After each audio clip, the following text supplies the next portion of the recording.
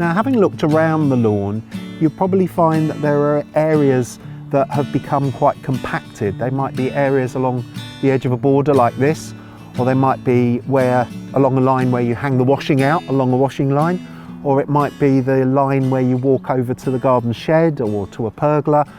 You'll probably find that the telltale sign is moss. And if you look in here, you can find patches of moss, quite short because it's been mown, but quite short moss here.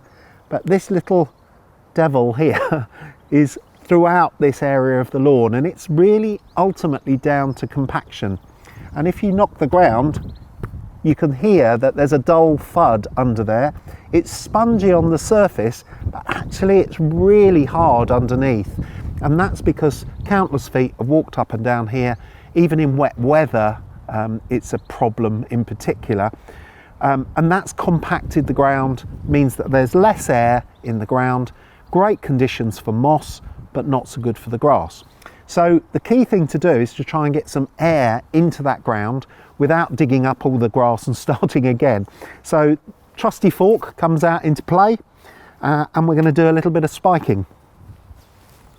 So the key thing really is to get the fork in to around about the depth of the tines if possible. If you can only get in halfway down the tines, then that's not too much of a problem, but as deep as you can possibly get.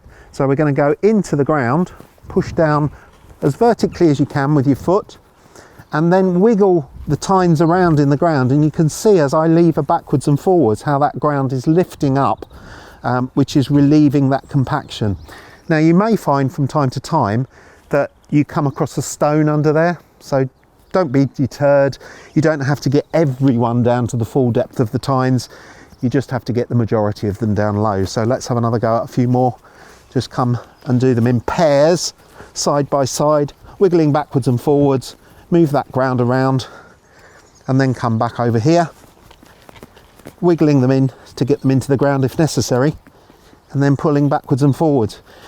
And there's a lot of movement there that as the tines have gone down and I'm lifting, quite a lot of movement. Don't lean back on it and strain your back. You're just wiggling around, just using a small movement just to relieve that compaction. So if we get on and do some of this, we'll go down and have a look at what effect it's had on the ground in a moment.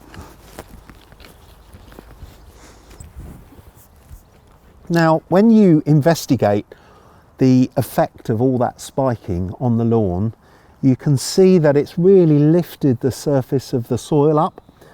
We've got some really good holes that will allow water to drain in to the lawn. They'll drain deeply because we've gone down as far as we can to the depth of the tine, so we've got good deep holes that's taking that water right down low, and the grass roots will tend to grow down with that water, go down in search of the water. And of course, because we've relieved the compaction and we've opened up the structure lower down, there's not only moisture down there, but there's also air, which is essential for the roots of the turf to grow down and really find that water and also find some nutrients. So it's going to toughen up our grass a lot. It's going to make the grass a lot healthier.